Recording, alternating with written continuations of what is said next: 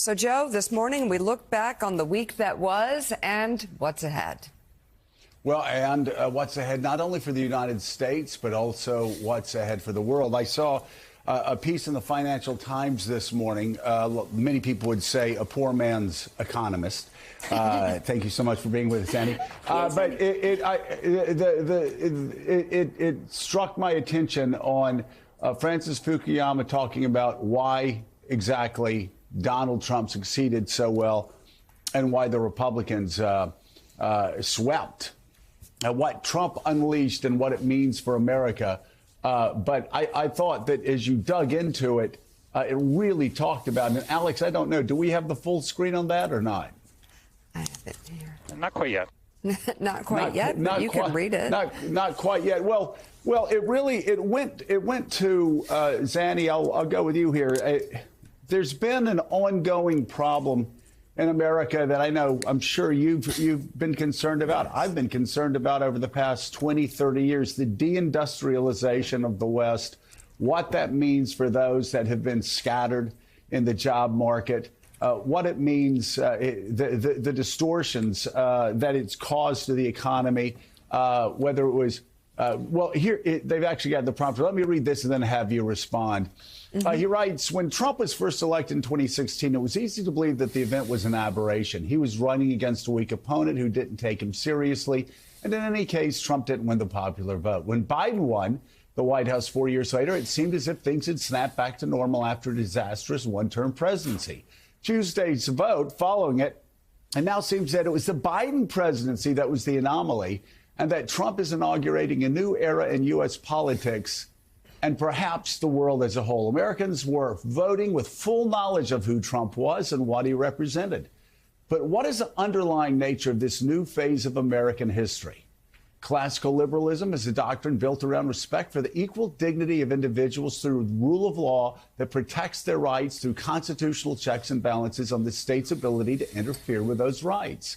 But over the past half century, that basic impulse underwent two great distortions. The first was the rise of neoliberalism, an economic doctrine that sanctified markets and reduced the ability of governments to protect those hurt by economic change. The world got a lot richer in the aggregate, while the working class lost jobs and opportunity. Power shifted away from the places that hosted the original Industrial Revolution to Asia and other parts of the developing world.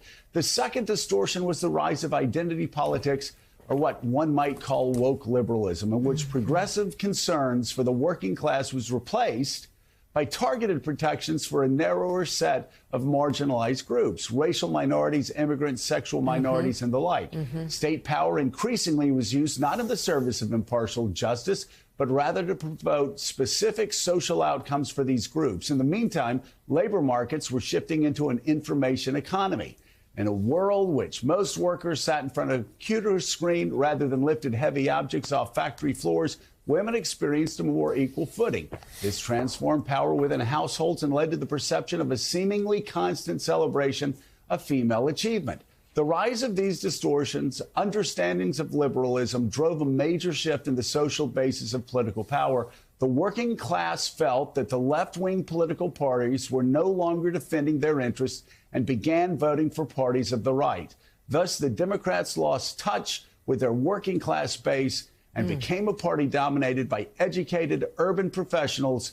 The former chose to vote Republican. And Zanny, as I was reading this, I also saw in the New York Times, I believe, a story yesterday that said the 10 richest people in the world made $64 billion.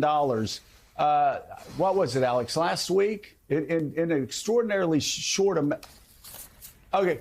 Trump's victory adds a record $64 billion to the wealth of the richest top 10, while, again, the working class get poorer and poorer. And Democrats, left of center groups, have had no answer for this now for 30 years. So it's interesting, Joe, that Frank Fukuyama wrote that piece. He, of course, was the man who 30 years ago wrote an article famously in 1989 called The End of History. And he thought history had finished then, and my goodness, he was wrong. And I agree with him that this is now the end of what you might call the post-war era of the world, where the American-led rules-based order is definitely being challenged. And you could say, as Frank Fukuyama said, perhaps first time around it was an aberration. Now it is absolutely not. Americans have voted very clearly for a very different conception of their economy and of their role in the world. What caused it? I think he touches on many of the important points. I don't think you can put this... It's partly a backlash against this economy. It's partly a backlash against particularly the inflation of the last 4 years. If you look around the world, this has been a really bad year for incumbents. Incumbents have been turfed out in many countries, not just the US. But I do think he's also right that there is a sense in many Americans that the Democrats have lost touch with ordinary Americans. And I think the social aspect has a lot to do with that. People don't feel that the Democrats are thinking of them. They think they look down on them, and they think they are the party of the elite. And that's a real problem for the Democrats. And Carlos, importantly out of this election, what we can read into these numbers is that I think it was long believed that white working class voters were, by and large, Trump supporters. But the coalition got so much broader over the last couple of years, and it showed itself in the vote on Tuesday night with Latino Americans, 45% going to Donald Trump. Black young men going toward Donald Trump, not overwhelmingly, but making moves in that direction. Young voters going toward Donald Trump. This was not just about white working class voters. This was something much bigger, a much broader coalition than most people realized. That's right, Willie, and I think part of the explanation is in what Joe just read. Democrats, it's been decades since Democrats speak to this country as one nation, as one American people. You know, it's always, we're going to do this for the Hispanics, and we're going to do this for the African Americans, and we're going to do this with the LGBTQ community. And Donald Trump, you know, for all his flaws, and of course a lot of his speech is objectionable, but he speaks to all Americans with the same message. And I think, you know, that's a big explanation here. I mean, people are looking for all these policy explanations. Well, which policies does Trump support that people like? It's really more about culture. It's really more about the way he addresses the country in an odd way. I think it's unifying, whereas Democrats have really kind of fractionalized the country and tried to win all these different coalitions. I think that's over. I mean, this idea that Democrats have pushed for a couple decades, that demography is destiny, well, we can declare the death of that. I mean, we're in a new era now, and Democrats have to learn how to win in this new era. You know, Mika, Frank Bruni has also written an op-ed today that we're going to be talking about, and he also talks about what Democrats missed.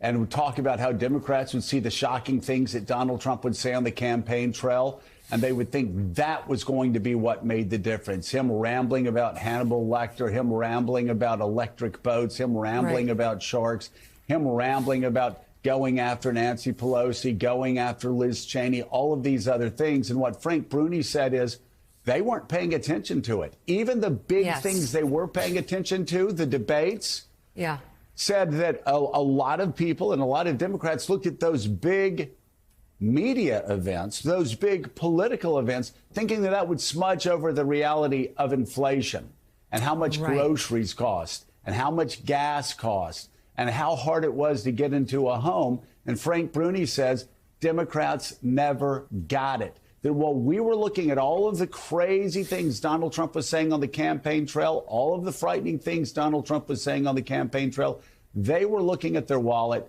They were looking what groceries cost, what gas costs, what rent costs, and none of that really penetrated their conscience when they went to vote. Right. It's, I think, hard for a hardworking American who's busy, who's got kids, who's got a lot of things to worry about, to even take a moment to comprehend Enemy from Within or Hitler's generals or things that really seem very jarring to students of politics and American who do this for a living. But I agree, it kind of washed over because I think if those comments were taken seriously, perhaps the results might have been a little different. And the comments are real, and the history with Donald Trump is real. But I don't think the Democratic side was able to communicate that effectively, or they over-communicated on it, as important as it was, and left other areas for the Trump side to take. And